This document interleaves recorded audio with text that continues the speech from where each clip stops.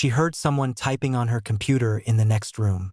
At first it blended into the apartment's night noises, the refrigerator's low cycling hum, the faint hiss of air through the heating vent, the distant traffic sighing several floors below. Her eyes stayed closed. She told herself it was a neighbor or memory, or the afterimage of a sound she'd been staring at all evening. Then the rhythm sharpened. Keys struck in quick bursts, not random, familiar, a cadence she knew well enough to recognize as her own. She opened her eyes to the darkness of her bedroom. The digital clock on her nightstand glowed 2:17 a.m., the numbers a harsh blue against the black. The air felt cooler than it had earlier, a thin draft licking at her bare ankles beneath the blanket. She lay still, listening. The typing continued, 3 short taps, a pause, a longer run, then the soft clack of the spacebar. It was coming from her office, just off the hallway. She hadn't been in there since before midnight. She was sure of it. She'd shut the door. She always shut the door. She sat up slowly, the mattress whispering under her weight. The typing stopped. The silence that followed was worse. It had shape to it, pressing against her ears, making her aware of her own breathing. She held her breath, waited. Nothing. She swung her legs over the side of the bed and stood. The floor was colder than she expected, the chill traveling up through her feet.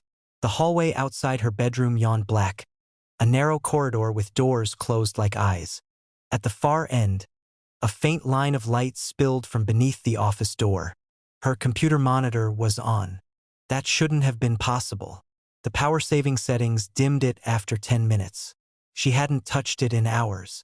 She took one step into the hallway. The light shifted subtly, not brighter or dimmer, just different, like it had been angled a fraction to the side. Her shadow stretched ahead of her, long and thin, brushing the office door. For a moment it seemed to hesitate before her foot did, lagging half a second behind her movement. She blinked, and it snapped back into place. "Hello?" she said, the word barely more than air. No answer. The apartment held its breath with her. She moved forward again, slow enough to feel each board beneath the rug compress and release. The typing did not resume. The monitor's glow remained steady, a pale rectangle under the door, the color wrong somehow, too white, without the bluish tint she associated with her screen at night. The office door was ajar now. She was certain it had been closed. The gap was small, just enough to leak light into the hallway and paint a thin stripe across the opposite wall. Dust motes drifted lazily through it, their movement exaggerated, like they were suspended in thicker air. She pushed the door open with one finger. The office smelled faintly of warm plastic and ozone. Her desk sat where it always did, against the wall beneath the window. The blinds were closed, but the monitor's glow reflected off them in narrow, trembling lines. Her chair was tucked in. The keyboard lay centered, her mouse to the right. No one was there. Her screen was open to a document. She stepped inside, the room noticeably colder than the hallway. The vent above the door wasn't blowing. Her breath fogged faintly in front of her face. On the screen, text filled the page in neat, justified paragraphs. She recognized the font, recognized the margins, recognized the header she always forgot to delete. She did not recognize the words. They were written in her voice, using her phrases, her punctuation quirks.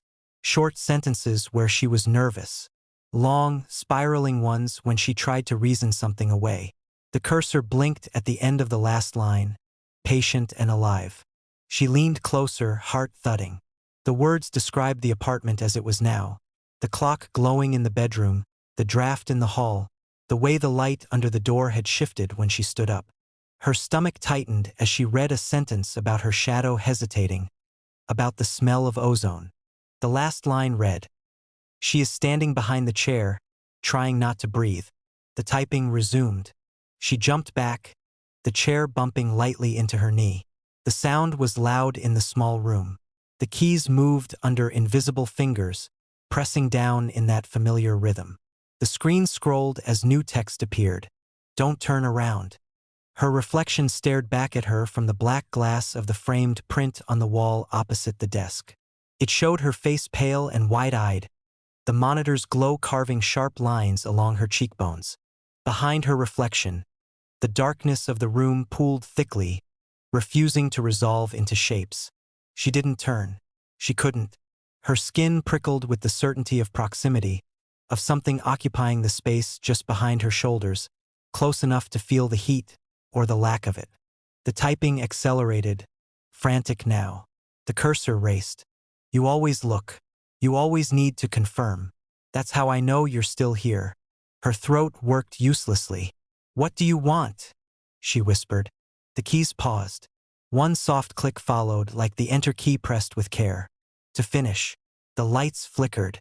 Not off, not fully on. Just a brief stutter that made the room seem to double, then settle. In the reflection, her shadow bent wrong, its head tilting toward where the darkness behind her should have been. She edged sideways, eyes locked on the screen. Her shoulder brushed something that felt like fabric left out in the cold too long. It did not move away. The text continued without sound now, words appearing smoothly, impossibly. You'll step forward. You'll read this part closely. You'll realize too late that the reflection is no longer matching you. Her reflection smiled. She did not. The screen dimmed abruptly, plunging the room into near darkness. For one heartbeat, she thought the power had gone out, until the glow flared back, brighter than before, washing the office in stark white. The document was gone. In its place was her desktop, bare except for a single open window, the webcam feed. It showed her standing in the office, eyes fixed on the monitor. Behind her, something leaned in, its hands resting on the keys. Its face was blurred, as if the camera couldn't decide where it ended. The typing stopped. On the screen, a new file saved itself. The name appeared beneath it, crisp and final. Draft _ 2. You can go to bed now. From the hallway, she heard the soft creak of her bedroom floor, as if someone had just stepped into it. The house alarm kept going off, but only for the rooms she wasn't in. The first time it happened, Lena assumed she'd misheard it. She was in the upstairs bathroom, brushing her teeth in the half-light, the mirror fogged at the edges from the shower she'd taken earlier. The house was settled into its nighttime posture, heat clicking faintly in the walls, the distant whisper of wind against siding, nothing else. Suburban quiet, carefully arranged and deeply fragile. Then the alarm shrieked. The sound was sharp and mechanical, cutting through the house like a blade. Lena flinched hard enough to bite her cheek. Foam dribbled into the sink as she spat and stared at her reflection, heart hammering. The noise wasn't coming from the hallway. It wasn't upstairs at all. It was downstairs. She rinsed her mouth and stood there listening as the alarm panel in the hall outside the bathroom began its steady, pulsing beep, an aftershock, like the house insisting something was wrong. Her phone buzzed on the counter. Motion detected. Family room. Lena frowned. She was alone. She had locked every door before bed, checked each window the way she always did. The family room was on the first floor, wide and open, with too many windows and nowhere to hide. She had not been in it for hours. The alarm cut off by itself. The silence afterward felt deliberate, as if the house were waiting to see what she would do. She dried her hands slowly, noticing how cold the tile felt beneath her feet. The bathroom vent sighed, pushing lukewarm air that didn't quite warm the space. When she opened the door, the hallway light glowed softly, steady and normal. Too normal. She stepped into the hall. Nothing happened. She waited, then took another step, testing the floorboard. The motion sensor at the end of the hallway blinked green. No alarm. No warning. Lena exhaled through her nose. It's a glitch, she said quietly, the words sounding thin in the open space. That's all. She went back to bed and lay awake for an hour, listening to the house breathe. The second time happened just after midnight the next night. She was on the couch in the living room, legs tucked beneath her, television muted while the closed captions crawled across the screen. The lights were off except for a single lamp behind her. its warm glow failing to reach the corners of the room. Outside, the streetlight buzzed faintly, casting a pale grid through the blinds. The alarm screamed from upstairs. Lena jolted upright, remote clattering to the floor. Her phone lit up immediately. Motion detected. Primary bedroom. She stared at the notification, a slow unease spreading through her chest. The bedroom was directly above her. She could picture it clearly. The bed neatly made, the closet door closed, the window latched. Empty. The alarm shut off, leaving the living room unnervingly still. Even the television captions had stopped, frozen mid-sentence. Lena stood and crossed the room, every step cautious. The air near the staircase felt cooler, as though it were draining downward. She placed a hand on the banister. The wood was cold enough to make her fingers ache. Halfway up the stairs, the alarm went off again. Motion detected, living room. Her breath caught. She turned slowly, looking down at the space she'd just left. The couch sat undisturbed. The lamp glowed softly. Nothing moved. The alarm stopped. Lena remained where she was, suspended between floors, listening to her own heartbeat thud in her ears. The heating system kicked on with a low rush, and she nearly screamed. That night she dreamed of walking through the house while lights turned on behind her, room by room, never where she was standing, always just out of reach. By the third night, the pattern had sharpened into something undeniable. Wherever Lena wasn't, the alarm insisted on movement. Kitchen when she stood in the dining room. Dining room when she moved into the hallway. Hallway when she locked herself in the bathroom. The light above the sink flickering faintly as if reacting to her fear. Each time, the room she entered felt colder than it should have. The air stale and untouched, as though it had been waiting. She began to notice other things. Lights dimming when she turned her back. Reflections in dark windows that seemed to hold their positions a fraction too long. Motion sensors activating with a soft click even when she stood perfectly still.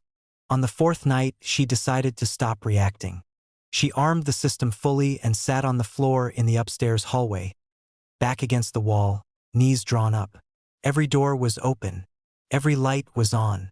The house glowed from end to end, stripped of shadows. She didn't move. Minutes passed. The alarm panel hummed quietly. Her phone screen stayed dark. Then, motion detected, basement. Lena's stomach dropped. The basement door was at the far end of the first floor, a solid slab of which she avoided at night. She hadn't been down there all evening. She stood slowly, joints stiff, and walked to the stairs. As she descended, the air grew noticeably colder, the warmth from upstairs bleeding away with each step. The basement light flickered when she flipped the switch, hesitating before fully illuminating the space. Empty shelves, stacked boxes, concrete floor. She stepped fully inside. Above her, the alarm screamed. Motion detected. Upstairs hallway. Lena froze. She looked up the stairs, her pulse roaring. The doorway framed the lit hallway perfectly. She could see the spot where she'd been sitting minutes earlier. Nothing moved. No shadow crossed the light. The alarm stopped. The basement felt wrong now.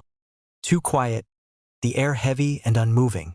She backed out, turned off the light, and climbed the stairs two at a time, not stopping until she reached the kitchen. Her reflection in the microwave door looked pale and unfamiliar. For a moment, it didn't seem to be breathing. On the fifth night, she packed a bag. She moved quickly, throwing clothes inside without folding them, flinching every time the house creaked. The alarm went off twice while she packed. Once for the guest room, once for the laundry room, both places she hadn't entered. Keys in hand, she crossed the entryway toward the front door. Behind her, the alarm screamed. Motion detected, bedroom. She didn't stop running until the door was open and cool night air rushed over her skin. Crickets chirped. Car passed somewhere down the street. Normal sounds. Safe sounds. The alarm cut out. Relief hit her so hard her knees weakened. She stepped onto the porch and turned, just for a moment, to look back at the house she was leaving. Inside, the hallway light flicked off. In the dark glass of the front window, her reflection stared back at her. Standing in the hallway, not on the porch. His head was tilted slightly, listening. The alarm began to scream again. Motion detected. Front porch. Lena's keys slipped from her hand as the house continued to insist that wherever she stood, something else was already there, waiting for the room she would leave next.